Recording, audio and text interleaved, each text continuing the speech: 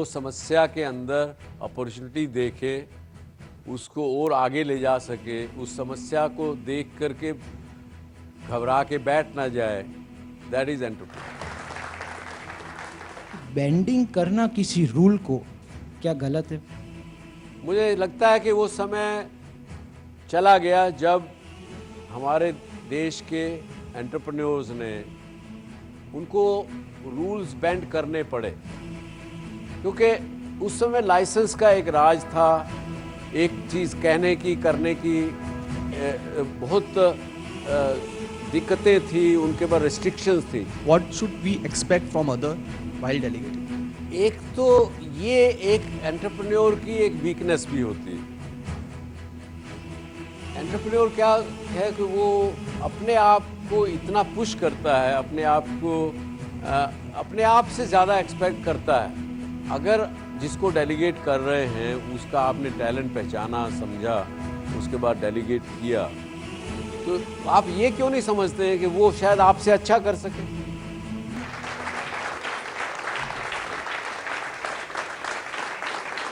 नमस्कार all of you. पिछले हफ्ते हमने डिस्कस किया टैलेंट मैनेजमेंट के विषय पर। मुझे नहीं पता आप में से कितनों ने वो शो देखा होगा। इस बार का विषय, क्योंकि हम अहमदाबाद में हैं, ये इंस्टीट्यूशन, ये जो बड़ा समुद्र जिसको कहेंगे हम, ये भी एंटरप्रेन्योरशिप का एक मक्का है। यहाँ से भी बहुत से लोग, बहुत से युवा प्रतिभावान लोग निकलकर अपने अपने बिजनेस में भी शुरू किए, कामयाब भी हुए हैं बहुत। तो यहाँ पे एंटरप्रेन्योरशिप की बात करना, मुझे लगता है आप दर्शक जो घर बैठे हुए देख रहे हैं, आपको भी बड़ा अच्छा लगेगा। तो एंटरप्रेन्योरशिप के बारे में चर्चा करने के लिए तैयार हैं आप लोग? yes, कितने लोग आप में से एंटरप्रेन्योर बनना चाहेंगे? Very good, almost 90%। क्या आपको क्या समझ में आता है एंटरप्रेन्योर के माने क्या? एक अनपढ़ आदमी की परिभाषा क्या एंटरप्रेन्योर की? एंटर प्री न्योर मीन्स जिसमें पहले कोई घुसा नहीं, उसके अंदर आदमी जो घुसता है उसको एंटरप्रेन्योर कहते हैं। Pre, before anybody enters into that thing. एक ठीक अनपढ़ आदमी ने अपना उसके परिभाषा बना ली, enter pre others enter, entrepreneur. आपकी परिभाषा अलग भी होगी। क्या आप क्या कहना चाहेंगे एंटरप्रेन्योर को? आप में से बहुत से लोग बनना चाहते हैं, क्या आप कहना चाहेंगे एंटरप्रेन्योर के मायने क्या? अगर आपके पास कोई यूनिक आइडिया है जिसे आज तक कभी आपने देखा नहीं है, जो अभी तक इम्प्लीमेंटेशन में नहीं आया, और आप उसी आइडिया को लेकर कोई नया बिजनेस स्टार्ट करते हैं, that is a entrepreneur for me. और अगर आइडिया यूनिक ना हो और आप करें तो आप एंटरप्रेन्योर नहीं होंगे? डेफिनेटली आप हो पाएंगे, लेकिन मुझे नहीं लगता कि आप उतना सक्सेसफुल हो पाएंगे, because it's already exist in the market. जी, अकॉर्डिंग टू मी एंटरप्रेन्योरशिप ये है कि एक नया बिजनेस स्टार्ट करो, चाहे वो तरीका पुराना हो या कुछ भी हो, इनोवेटिव हो या ना हो, लेकिन उसमें जो वैल्यूज होनी चाहिए वो अपनी खुद की नहीं होनी चाहिए। So according to me, entrepreneurship is a attitude, is a trait in a personality, which can still be in a corporate working environment. I can be in company, still I can be an entrepreneur. It's more about the attitude of a person, how it looks. It's not about the opening very of business. good answer, very good answer. Entrepreneurship is an attitude. Is that what you are saying? Yes. Sir, as per my view, entrepreneurship is intensive desire. He want to generate some kind of business in a particular his interest. He want to generate business for others. He want to be self-dependent. He want to generate a new way of his own belief. ये जो धरती है जहाँ हम खड़े हैं, अहमदाबाद की धरती, यहाँ पे एक यूनिक किस्म का एक माहौल इस धरती में है। मुझे आज से कोई 20 वर्ष पहले, 15-20 वर्ष पहले, स्टेट बैंक के मैनेजिंग डायरेक्टर ने कहा कि अहमदाबाद में मेरा कोई भी ऑफिसर, एम्प्लॉई, स्टेट बैंक में काम करने वाला ऐसा नहीं होगा जो साइड में अपना कुछ ना कुछ बिजनेस ना करता हो।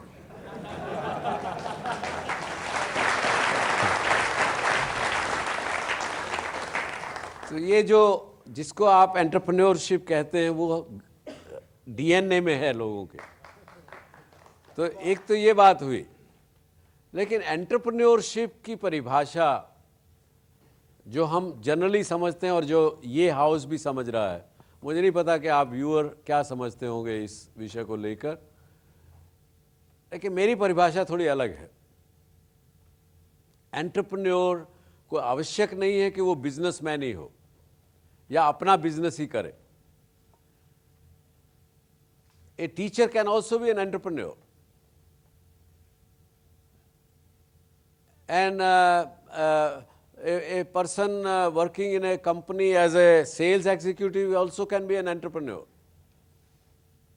Entrepreneurship is not a proprietorship of a businessman to work for others, to who work for himself या create others jobs. जो आदमी एंटरप्रेन्योर नहीं है, या मान लीजिए एग्जीक्यूटिव है, या किसी को आप कहेंगे टीचर प्रोफेसर हैं साहब, या ये पॉलिटिशियन है, ये इस प्रोफेशन में है, ये काम करते हैं, जो आदमी एंटरप्रेन्योर नहीं है और उसके सामने एक समस्या आ गई, किसी भी चीज़ को लेके समस्या आ गई, उसका रिस्पॉन्स क्या होगा? Oh my God, there is a problem, how do I handle this? ये रिस्पॉन्स मिलेगा उसको, जो आदमी एंटरप्रेन्योर नहीं होगा। लेकिन एंटरप्रेन्योर होगा, वो कहेगा oh yes, there is a problem, now let me find how to solve this. और इस समस्या में कहीं कोई अपॉर्चुनिटी है क्या? वो उस तरीके से ढूंढेगा उसको और उसमें से कुछ ना कुछ हल निकालेगा, उसका समस्या का भी हल करेगा और उसको और आगे ले जाके कुछ ना कुछ और उसके अंदर से बनाएगा। उसको एंटरप्रेन्योर कहेंगे।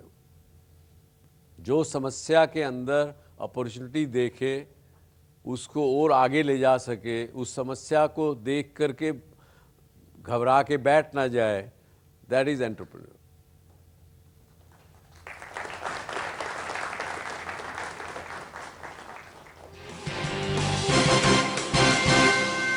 अगर आपके पास ह्यूमन रिसोर्स अच्छा है, आपके पास टैलेंट अच्छा है, आपके पास जो सॉफ्ट पावर है वो यदि अलग है, तो आप काफ़ी कुछ कंपटीशन से अच्छा कर सकते हैं।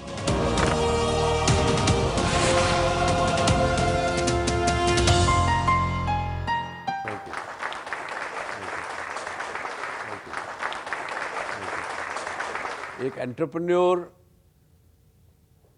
कैसे बना जाए, शायद ये आपके दिमाग में प्रश्न होगा।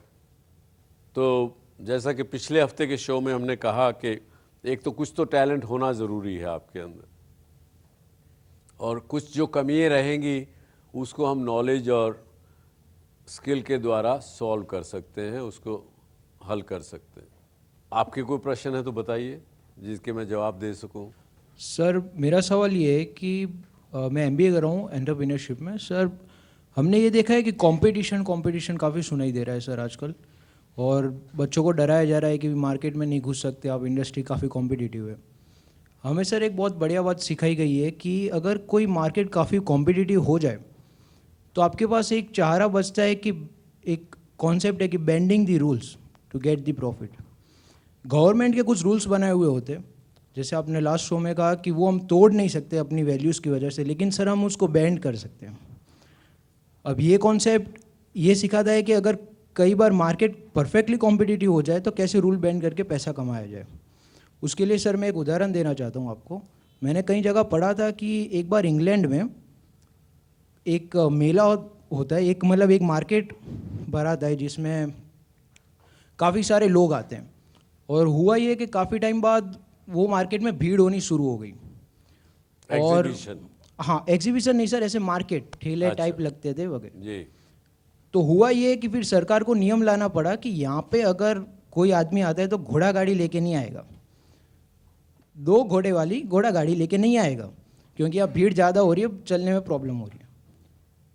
कुछ टाइम बाद एक ऐसा हुआ कि एक बनिया लेके आया 2 घोड़े वाली घोड़ा गाड़ी, तो पकड़ लिया गया उसको और पकड़ के डिटेन किया गया और जज साहब के पास ले जाया गया। अब उसको पूछा गया कि भाई पता नहीं है क्या ये रूल है, तो उसने हाँ सब पता है। तो कि जब रूल है कि 2 घोड़े वाली घोड़ा गाड़ी आप नहीं ला सकते तो आप क्यों लेके आए? तो उसने बोला सर आप ध्यान से देखिए, मेरी घोड़ा गाड़ी में 1 घोड़ा है और 1 घोड़ी है। आपका रूल कहता है 2 घोड़े नहीं होने चाहिए, लेकिन मेरे पास 1 घोड़ा 1 घोड़ी है।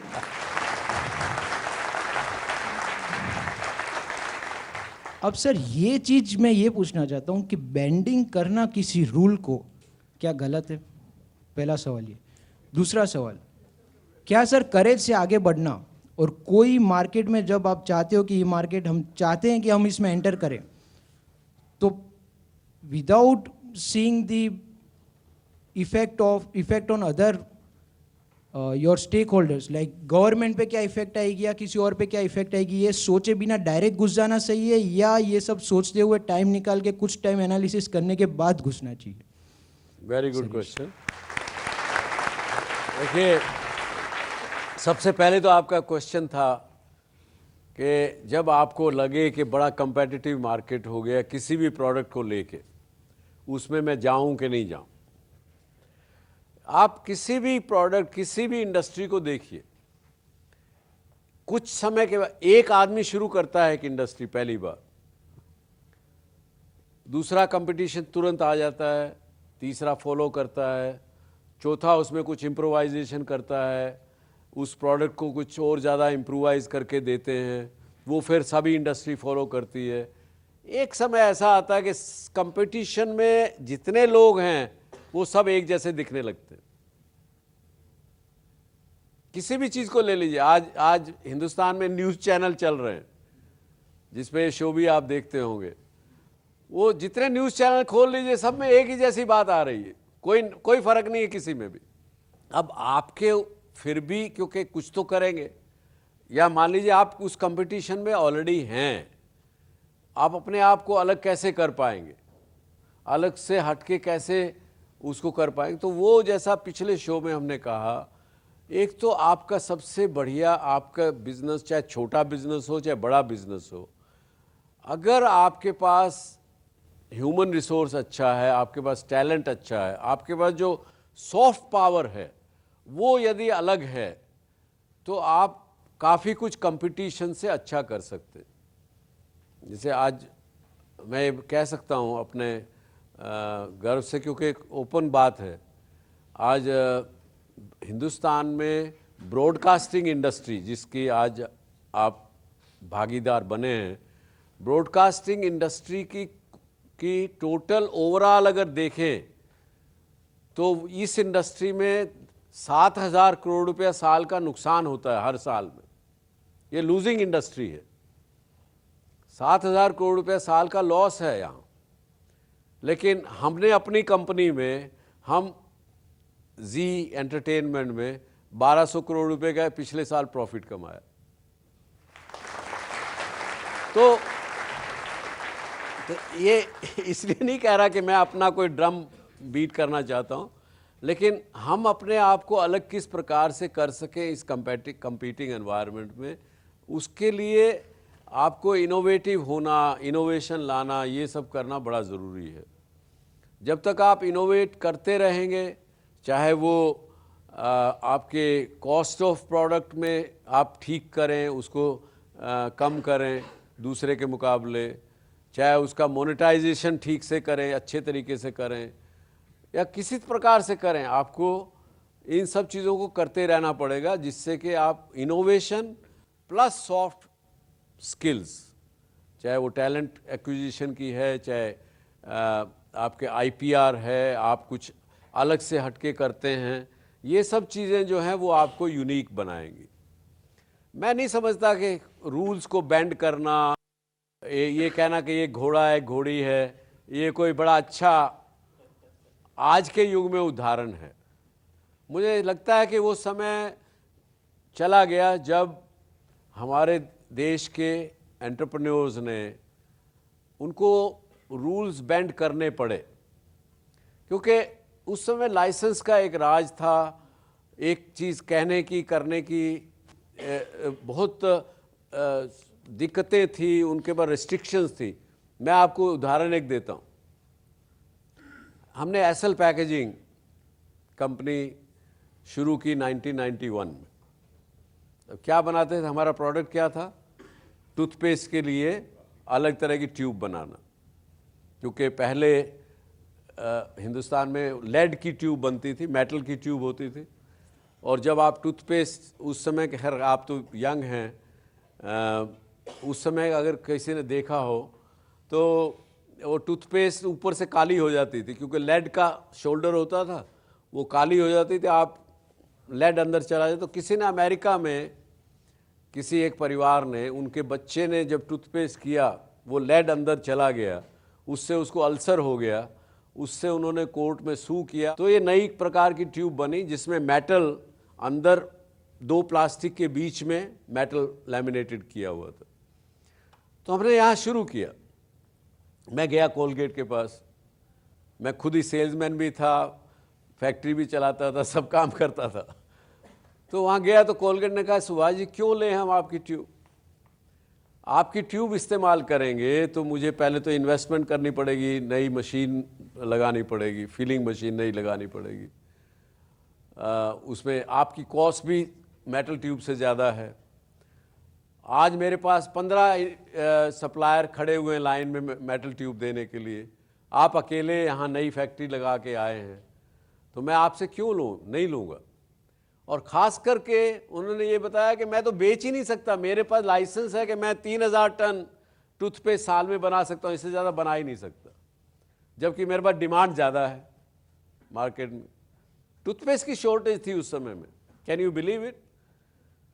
तो वो क्या करते थे, उन्होंने रूल बेंड किया, जैसे आपने कहा, उन्होंने और नए लोग खड़े कर दिए, उनसे उनको फैक्ट्री लगवा दी, उनको पैसे देते थे, खाली फिक्स कॉस्ट देते थे, लेकिन अपना फार्मूला, अपनी सब कुछ, मैनेजमेंट खुद का, लाइसेंस उसका, स्मॉल स्केल इंडस्ट्री वाले का, बनाते थे, बेचते थे।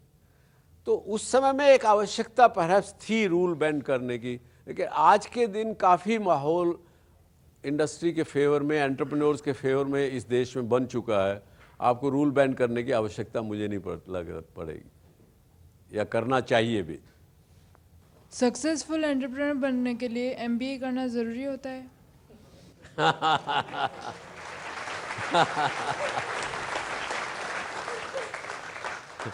अब मैं, प्रोफेसर साहब नहीं है तो जवाब दे सकता हूँ ईमानदारी से, आंसर है नहीं,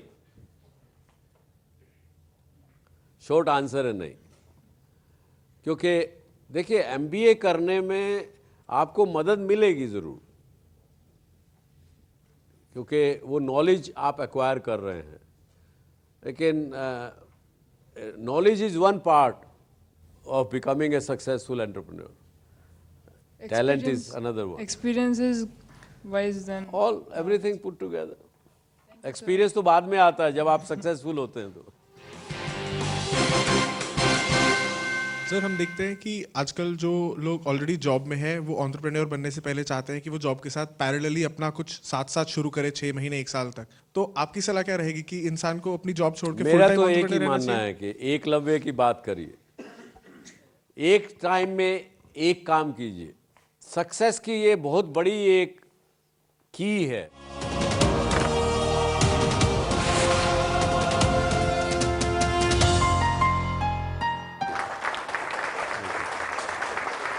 मैंने अक्सर देखा है, मैं खुद मैं सेल्फ एम्प्लॉयड हूँ। एक स्टेज होता है जब एक आइडिया होता है, एक आइडिया के ऊपर हम लोग चल पड़ते हैं और एक हद तक, एक जगह तक हम पहुँच जाते हैं, लेकिन उसके बाद we are not able to graduate to the second tier of, we are not able to move to the second orbit. So, if you could share from your experiences, you would have faced this kind of difficulties. How you overcome? क्योंकि हम वहाँ पे मार खा जाते हैं ना, हम प्रोसेसेस में मार खा जाते हैं, हम सिस्टम बनाने में मार खा जाते हैं। हम एक जगह तक जाकर जो हम कहते हैं लास्ट मिनट नहीं जाते, वो एक थोड़ी सी एक किस्म से मैं कहूँगा ये भी हमारे कुछ हद तक जीन्स में है। चैलेंज नहीं करते हैं, अपने आप को चैलेंज नहीं करते, सेटिस्फाइड होके बैठ जाते हैं। वो अगर नहीं करें तो वो रुक नहीं पाएंगे। आप second level, third level, fourth level सब जगह जाएंगे। लाइक लास्ट एपिसोड में हमने देखा पटेल साहब भी बोल रहे थे कि एक पटेल से 10 पटेल बनाया, बट मोस्ट इम्पॉर्टेंट डेलीगेशन में ये होता है कि मेरे जैसा काम नहीं कर पाएगा, तो वो डिससेटिस्फेक्शन बहुत वो क्रिटिकल होता है कि जब मैं डेलीगेट करता हूँ पावर को। तो इन एंटरप्रेन्योरशिप, इन स्टार्टअप, मैं चाहता हूँ कि मेरे जैसा काम हो, बट उतना नहीं एफिशिएंसी से हो पाता या मेरे तरीके से काम नहीं हो पाता। तो सर उसको डेलीगेशन के टाइम में कैसे ध्यान में रखें? What should we expect from other while delegating? That's very good question, I would say. एक तो ये एक एंटरप्रेन्योर की एक वीकनेस भी होती है। एंटरप्रेन्योर क्या है कि वो अपने आप को इतना पुश करता है, अपने आप को अपने आप से ज़्यादा एक्सपेक्ट करता है या करती है। एंटरप्रेन्योर जो भी होगा तो वो हमेशा समझता है कि दूसरा आदमी जो है उतना नहीं कर पाएगा। वहाँ पे वो जो एंटरप्रेन्योरियल टैलेंट है उसको वो अपने आप पर डाउट करने लगता है, तब उसके ऊपर ये प्रश्न आता है। अगर अपने उस पर डाउट ना करे तो ये प्रश्न नहीं आएगा, क्योंकि अगर जिसको डेलीगेट कर रहे हैं उसका आपने टैलेंट पहचाना, समझा, उसके बाद डेलीगेट किया, तो आप ये क्यों नहीं समझते हैं कि वो शायद आपसे अच्छा कर सके। और जहां आपके पास विश्वास होगा, जैसे मैंने कई बार मैं उदाहरण देता हूं इस बात को लेके कि अगर विश्वास में बड़ी शक्ति है, विश्वास अगर आपके पास दूसरे आदमी पे है कि ये आदमी बैठे हुए ये काम करेंगे तो ये कामयाब होंगे, तो वो भी एक नेचर भी अपने कॉस्मिक कॉन्स्पिरेसी भी काम करती है, क्योंकि आपने अपनी वाइब्रेशंस दी, आपने कहा कि ये आदमी कामयाब होगा, तो वो वाइब्रेशंस भी हेल्प करती हैं उनको कामयाबी होने में। बिजनेस के लिए सबसे इम्पोर्टेंट कैपिटल होता है, तो either you can invest by yourself और गो फॉर एंजल फंडिंग। अगर खुद से करते हैं तो पूरा कंट्रोल हमारे हाथ में रहता है, पर अगर एंजल फंडिंग में जाए तो हम काफ़ी कंट्रोल खो देते हैं। तो एज ए यंग एंटरप्रेन्योर ये बहुत इंपॉर्टेंट डिसीजन होता है कि हम बिगिनिंग कैसे करें, तो उस बारे में आपका क्या ख्याल है? अब ये तो आपके इंडिविजुअल पे डिपेंड करता है कि आप अपना कैपिटल रिस्क पे डालेंगे या दूसरे के कैपिटल रिस्क पे डालेंगे। और कोई व्यक्ति अगर वेंचर कैपिटलिस्ट अगर रिस्क लेगा तो वो कुछ कंट्रोल भी चाहेगा, वो सेफ्टी अपने पैसे की चाहेगा। तो आज के दिन जो यंग एंटरप्रेन्योर जो अपना बिजनेस शुरू करना चाहते हैं और कैपिटल नहीं होती है, तो नेचुरली उनको फंडिंग लेनी पड़ेगी। पर आपके पास फंडिंग है, आपको अपने ऊपर भरोसा है, विश्वास है, तो ज़रूर मत दीजिए कंट्रोल, आप अपना काम करिए, कोई नहीं रोकेगा आपको। सर हम देखते हैं कि आजकल जो लोग ऑलरेडी जॉब में हैं वो एंटरप्रेन्योर बनने से पहले चाहते हैं कि वो जॉब के साथ पैरेलली अपना कुछ साथ शुरू करें 6 महीने 1 साल तक, और उसके बाद जॉब में अपने बिजनेस वेंचर में फुल टाइम एंटर करें। तो इससे अक्सर क्या होता है कि वो 100% दोनों जगह नहीं दे पाते, और हो सकता है कि उन्हें कामयाबी दोनों जगह ना मिले, जिस वजह से एंटरप्रेन्योर्स कम रहते हैं। तो आपकी सलाह क्या रहेगी कि इंसान को अपनी जॉब छोड़ के फुल मेरा टाइम तो एक ही एंटरप्रेन्योर रहना मानना चाहिए? है कि एकलव्य की बात करिए, एक टाइम में एक काम कीजिए। सक्सेस की ये बहुत बड़ी एक की है, जो काम करें उस समय उस काम को सोचें, उस काम को you must drink it, you must eat it, you must live with it. 2 नाव पे पार रखेंगे नीचे कामयाब होंगे, ये तो पुरानी कहावत है हमारी।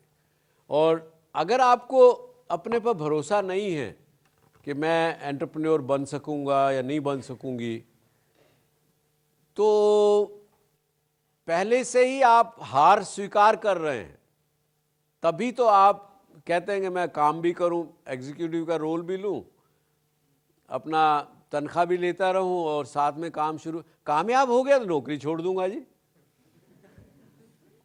नहीं कामयाब हुआ तो नौकरी तो है ही। ये जो भावना है ये डिफीटिस्ट की भावना है मेरे हिसाब से। As an entrepreneur, if I want to go to a venture capitalist and ask for money, it is probably very easy to monetize my tangible assets, or probably कि ये product है, ये table है, ये chair है, but how do you suggest we should put a monetary value to the talent that I have in the organization? कि these are my people and how much is their earning potential? And आजकल तो इन लोगों ने, venture capitalist ने तो tools develop कर लिए हैं टैलेंट को मैपिंग करके उनकी वैल्यू डालने के। मुझे पता है कि अमेरिका में जो खासकर कि न्यू इकोनॉमी में आजकल जब वो उसकी वैल्यूएशन करते हैं तो वो प्रोफाइल देखते हैं एम्प्लॉइज़ का। 100 एम्प्लॉइज़ अगर हैं उसमें से उन्होंने देखा कि ये 50 टैलेंटेड लोग हैं, तो हर एक आदमी की वो वैल्यू डालते हैं, $1-1 मिलियन तक की वैल्यू डालते हैं, उनकी 2-2 मिलियन तक की वैल्यू डालते हैं कि ये 50 एम्प्लॉई तो 100 मिलियन तो इस ऑर्गेनाइजेशन का इन टैलेंट की वजह से वैल्यूएशन हो गया। यहाँ तक भी उन्होंने टूल डेवलप किए हुए। तो अगर आपके पास इंटेंजिबल एसेट्स हैं और आप उनको ठीक से कम्युनिकेट कर सकें फंडिंग ऑर्गेनाइजेशन को या आपके साथ जो कैपिटल लगाने वाले लोग हैं उनको, तो आज के दिन तो सब वैल्यू करते हैं। कोई अगर और जो वैल्यू अगर ना करे, मुझे नहीं लगता कि उनकी कैपिटल आपको स्वीकार करनी चाहिए, एक्सेप्ट नहीं करनी चाहिए। जी सर, जो एंटरप्रेन्योर्स है, मैंने पिछले 5 सालों में देखा है ऐसे बहुत से यंग यूथ्स जो है उनके पास आइडियाज़ है और अपॉर्चुनिटीज़ है, बट वो उन्हें अप्लाई नहीं कर पा रहे। तो कंट्री के पास एंटरप्रेन्योर्स भी खो रहा है और अपॉर्चुनिटीज़ भी मिस कर रहा है। तो क्यों, आपको क्या लगता है तो क्यों नहीं कर पा रहे हैं? सर, एक रीज़न तो कैपिटल पता है कि उनके पास रिसोर्सेज बहुत कम है। देखिए आज के दिन कैपिटल के लिए तो there are funds, venture capital, angel capitalist हैं, वेंचर कैपिटलिस्ट हैं, उसके बाद फिर अलग अलग तरह के अलग अलग लेवल के। आज हमारे इस शो के साथ हमने आज भारतवर्ष में लगभग 450 एंजल इन्वेस्टर्स अवेलेबल हैं। हमने सबसे संपर्क किया है, वो लोग 1 करोड़ रुपये से लेके 3 करोड़ तक इन्वेस्ट करते हैं। तो उसमें से लगभग 30 लोगों ने हमारे साथ रजिस्ट्रेशन कर लिया और हम जो लोग एंटरप्रेन्योर्स अपना काम शुरू करना चाहते हैं हम उनको आपस में मिलाते हैं इस शो के ज़रिए। और फिर ज़रा ज़्यादा फंडिंग की ज़रूरत किसी दूसरे लेवल पे होती तो फिर वेंचर कैपिटलिस्ट आते हैं। तो कैपिटल की कमी से कोई अच्छा idea with A talented entrepreneur, ऐसे चांसेस नहीं है कि फंडिंग ना हो सके। अब इसके अलावा और कोई रीज़न्स हो, आपको खुद को अपने ऊपर भरोसा ना हो या ऐसी कुछ बात हो, तो उससे तो कोई भी हेल्प नहीं कर सकता। सर, क्या मतलब कभी बैकअप प्लान हमें कभी बनाना नहीं चाहिए कोई भी चीज़ का? क्या नहीं, बैकअप प्लान ज़रूर बनाइए, मैं नहीं कहता कि बैकअप प्लान नहीं हो, हर चीज़ का बैकअप प्लान होना चाहिए आपके पास। आप ऐसा बैकअप प्लान भी तो बना सकते हैं कि मैं कामयाब हूँगा तो फिर क्या करूँगा आगे नेक्स्ट। बैकअप प्लान फेलियर का भी बनाए तो उसका सक्सेस का भी बनाइए ना, तो उसको बैलेंस कर लेंगे।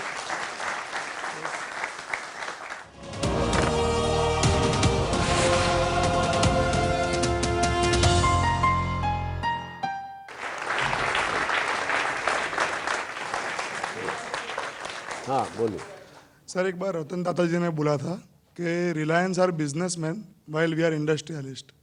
तो एक एंटरप्रेन्योर के हिसाब से हम देखें, जब मुझे बिजनेस स्टार्ट करना है तो साम दाम दंड भेद की नीति वो कितनी वाजिब है जब वो हमारे वैल्यूज़ को कॉन्ट्राडिक्ट करती है। जो चीज़ें आज से 20 वर्ष पहले थी वो 10 वर्ष पहले नहीं रही, 10 वर्ष पहले जो थी वो आज नहीं है, और जो आज हैं वो आने वाले समय में नहीं रहेंगे।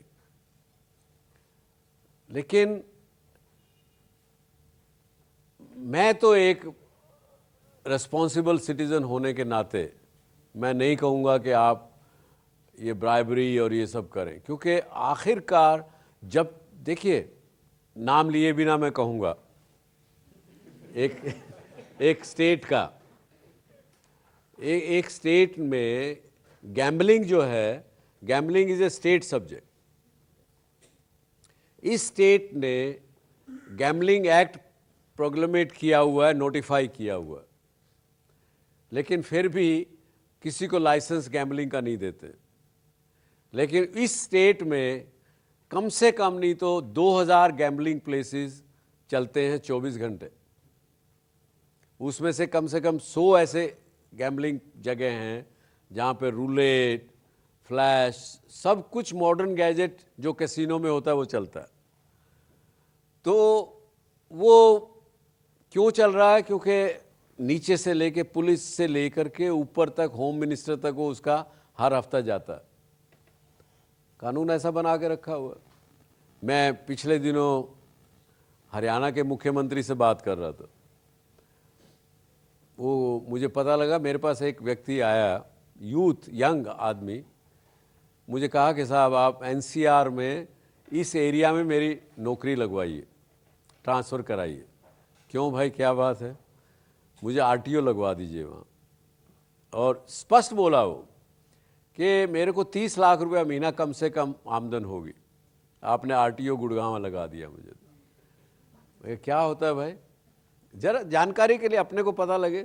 उनका जो ट्रक वहाँ से पास होता है, ट्रक के ऊपर वजन की सीमा है 9 टन और हर ट्रक वाला 13 टन कम से कम लेके जाता है।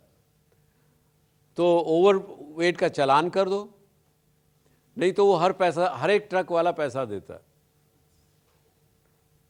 और 30 लाख तो उसको आरटीओ को मिलता है, बाकी कम से कम 20 लोग और हैं उस एरिया में, तो हर महीने का कम से कम 4-5 करोड़ रुपया उस इलाके से केवल एक चीज़ से, रिश्वत का जाता।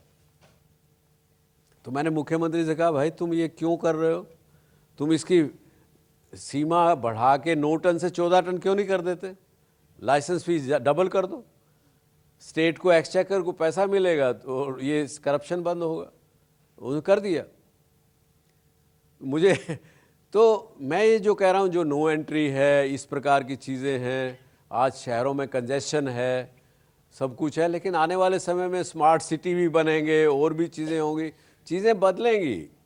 थोड़ा हमको भी, अच्छा आइए एक बताइए मुझे, आप पूरे सब लोग बैठे हैं, आप बड़े यूरोप की, अमेरिका की बात करते हैं, नहीं आप जैसे लोग, मैं भी वैसा ही हूँ। यहाँ पे हम जाएंगे, बाहर जाके पान खा के ये कर देते, लेकिन वहाँ क्यों नहीं करते आप? वहाँ पे रूल स्ट्रिक्ट होता है और माइंडसेट भी होता है लोगों के पास की। तो माइंडसेट हमारा क्यों नहीं बदल सकता इस देश में? यही तो है, हम ही तो करते हैं, हम कानून बनाने वाले, हम ही कानून तोड़ने वाले। कृष्ण वाली कन्हैया की बात है कि मैं ही करता हूँ, मैं ही देने वाला हूँ, मैं ही लेने वाला हूँ, और ऐसा सच्चाई है। आज हम ही सब कुछ करते हैं, हम ही प्रश्न पूछते हैं। We have been taught that every organization, every business have some stage, predefined stage, 4 stages, which is growing, stability. After growing, stability will be there, and after that declination. आपने बताया कि आपकी इंडस्ट्री में भी ऐसा हुआ। So at that stage what as an entrepreneur we should do, that we should at least survive and should not go towards that declination और loss period, that stage. इसका एक ही तरीका है, अपने आप को कभी भी डेवलप्ड कंपनी मत समझिए, डेवलप्ड बिजनेस मत समझिए।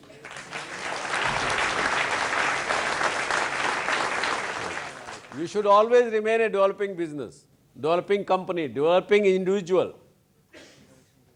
तो आप रुकेंगे नहीं, आपके उसमें वो साइकिल नहीं आएगा कि आप पीक कर गए और फिर नीचे गए। Sir just like you said कि तुम पहले से ही हारे हुए हो, अगर तुम कोई ऐसा सोचते हो कि विश्वास की कमी जब होती है तब, तो सर क्या मतलब कभी बैकअप प्लान हमें कभी बनाना नहीं चाहिए कोई भी चीज़ का? क्या नहीं, बैकअप प्लान जरूर बनाइए, मैं नहीं कहता कि बैकअप प्लान नहीं हो, हर चीज़ का बैकअप प्लान होना चाहिए आपके पास। लेकिन आप ऐसा बैकअप प्लान भी तो बना सकते हैं कि मैं कामयाब हूँगा तो फिर क्या करूँगा आगे नेक्स्ट। बैकअप प्लान फेलियर का भी बनाए तो उसका सक्सेस का भी बनाइए ना, तो उसको बैलेंस कर लेंगे। ये फील्ड लेवल तक ओनरशिप डेलीगेट करने में क्या प्रॉब्लम्स होती है और करनी चाहिए या नहीं करनी चाहिए, जिससे थ्रेट्स क्या है? बिल्कुल करनी चाहिए, उसको किए बिना आपको आउटपुट जो है वो पूरी नहीं मिलेगी। देखिए आप में से आप ज़रूर रेस्टोरेंट में जाते होंगे खाना खाने,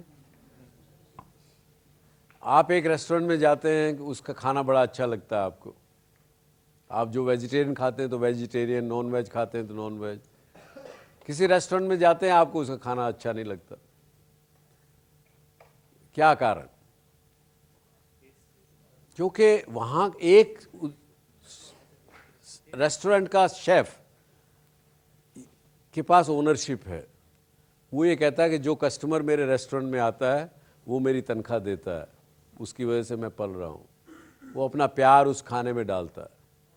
आपने कभी घर में ये देखा होगा कि माँ के हाथ का खाना बनाया हुआ अलग ही होता है, जो आपकी बीवी से भी अलग स्वाद होता है उसका।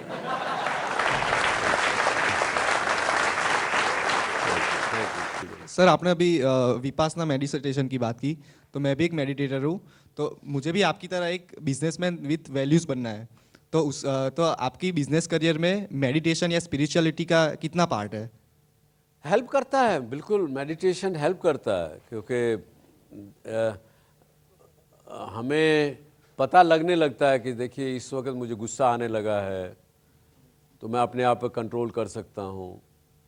अगर कोई और विषय होता है तो एक बिना इमोशनल हुए बिना एक्साइट हुए अपने उसको निर्णय को कर सकता हूँ। अगर जैसे हम कहते हैं हमारे जो मेडिटेटर हो रहेगा वो he can remain equanimous in all situations, और जहाँ इक्वानिमस रहेंगे आप, कोई सक्सेस आई तो बहुत ज़्यादा अपना कुदरने नहीं लगे, और फेलियर हुआ तो मुसीबत में नहीं आए, रोने नहीं लगे, तो हर स्थिति से निकल जाएंगे। एक छोटा सा एक एनेक्डोट बताता हूँ आपको। किसी के पिता का देहांत हुआ। देहांत से पहले उन्होंने अपनी जायदाद को दोनों बेटों में बांट दिया था, लेकिन एक पोटली उन्होंने अपने सिराने या कहीं पे रखी हुई थी। दोनों बेटों में बड़ी एंग्जाइटी थी कि पता नहीं इसके अंदर क्या खजाने की चाबी मेरे बाप ने रखी हुई है, हमारे बाप ने रखी है। जैसे ही वो शमशान घाट से पिताजी का दाह संस्कार करके आए, सबसे पहले उन्होंने उस पोटली को खोला। उस पोटली में क्या मिला? एक चिट कागज़ लिखा हुआ मिला। उस पे उन्होंने लिखा कि बेटा काम पर जाते हो तो ठंडे ठंडे जाना, ठंडे ठंडे आना। और दूसरा उन्होंने लिखा कि मीठा भोजन खाना। तो एक भाई ने क्या किया, अपने घर से दुकान तक शामियाना तनवा लिया। पिताजी ने लिखा है ठंडे ठंडे जाना है, धूप नहीं आनी चाहिए। उसके ऊपर नीचे जाए, उस नीचे आए, और बड़े अच्छे पकवान भोजन खाए। मीठा कहा है पिताजी ने। पर दूसरे ने क्या किया, सुबह सूरज उगने से पहले अपनी दुकान पे पहुंच गए, पूरा दिन काम किया, मेहनत किया। दिन छुपने के बाद आए। जब मेहनत किया है पूरे दिन, भूख ज़ोर से लगी है, खाना अच्छा लगेगा, मीठा लगेगा, दोनों चीज़ें पूरी की। एक आदमी आगे बढ़ता चला गया, एक आदमी पीछे हटता चला गया। तो ये चीज़ें जो है ये बड़ी ज़िंदगी में काम देती। तो खैर बहरहाल इसके साथ ही आज का ये शो यहाँ ख़त्म करते हैं। कुछ जवाब मैंने इस प्रकार से दिए जो कि बड़े ट्रेडिशनल जवाब थे, पर शायद अगर आपको अच्छे लगे होंगे तो अपने जीवन में उनको ढालेंगे तो शायद सहायक होंगे। इसके साथ ही आपका बहुत बहुत धन्यवाद। Thank you very much. जय हिंद।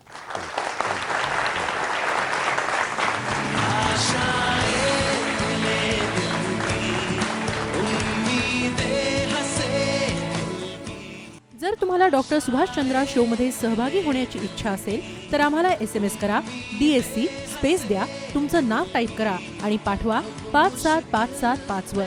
तुम्ही ईमेलही करू शकता dsc@zmedia.slgroup.com वर।